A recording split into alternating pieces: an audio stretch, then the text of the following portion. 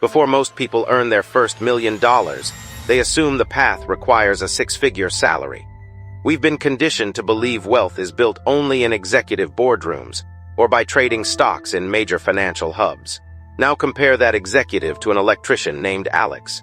He earns about $62,000 a year. He works on construction sites in Ohio, far from the corporate finance world, and he'll probably never receive a seven-figure paycheck. Yet simply by showing up to work, earning a steady income, and following a few consistent financial habits, Alex has a very realistic mathematical path to retiring with more than $1.5 million. Now think about someone earning $700,000 a year. That kind of income sounds like guaranteed financial freedom. But with 3 luxury car payments, an oversized mortgage, and private school tuition, almost every dollar is already spoken for before the month is over. They may look wealthy, but on paper, they're completely stretched. Data from the Federal Reserve Survey of Consumer Finances reveals a surprising reality. Out of the entire American workforce, only about 2.5% of people accumulate $1 million in their retirement accounts. If the math works for someone earning an average salary, why do so few people ever reach that milestone? Because the biggest obstacle to building wealth is rarely income. It's human behavior. Everything starts with something invisible. Call the gap. The gap is simply the difference between what you earn and what you actually keep. If every dollar you make gets spent, that gap disappears, and there's nothing left to grow.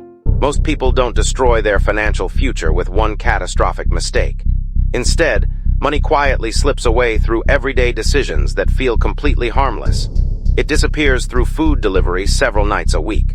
It leaks into an apartment that's just a little nicer than it needs to be.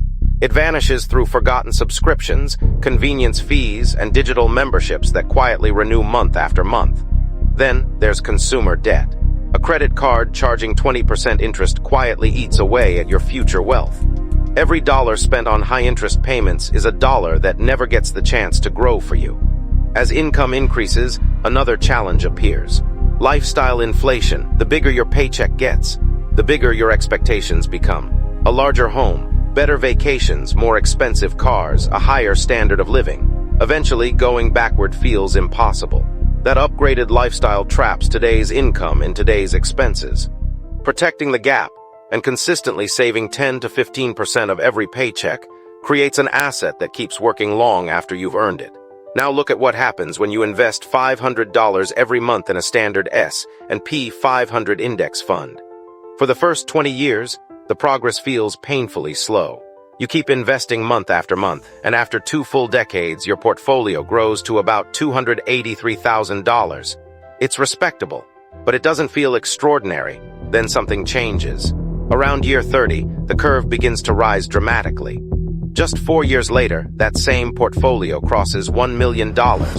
During those final 14 years, compounding creates far more wealth than it did during the previous 20 years combined. Now look at the cost of waiting. Delay investing by just 10 years and the ending value is nearly cut in half. The monthly investment stays exactly the same. The investment itself doesn't change. The only difference is time. That single decade can cost you more than $870,000. One of the most famous examples of this is Warren Buffett. He was recognized as an exceptional investor early in his career. Yet more than 99% of his total net worth was accumulated after the age of 50.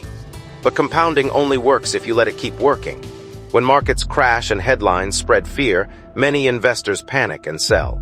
History shows that some of the market's strongest recovery days happen during its worst periods.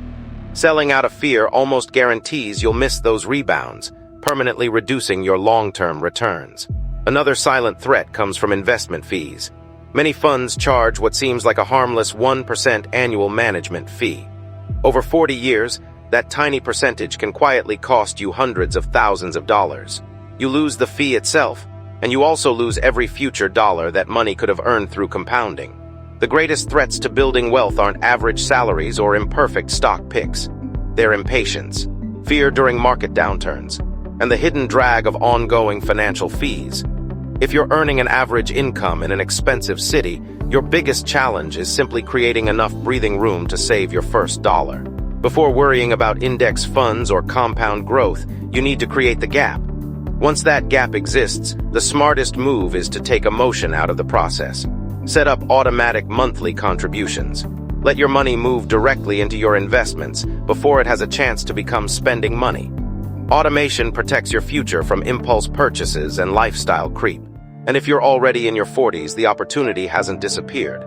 You can't turn back the clock, but you can increase your savings rate, maximize your employer match, and take advantage of every opportunity that's still available. The climb may be steeper, but reaching a 7-figure retirement is still absolutely possible. Building extraordinary wealth is a quiet, repetitive process. It doesn't require an enormous paycheck or a lucky break. It requires the discipline to create a gap between what you earn and what you spend, the wisdom to automate that gap, and the patience to step back and let time do the heavy lifting.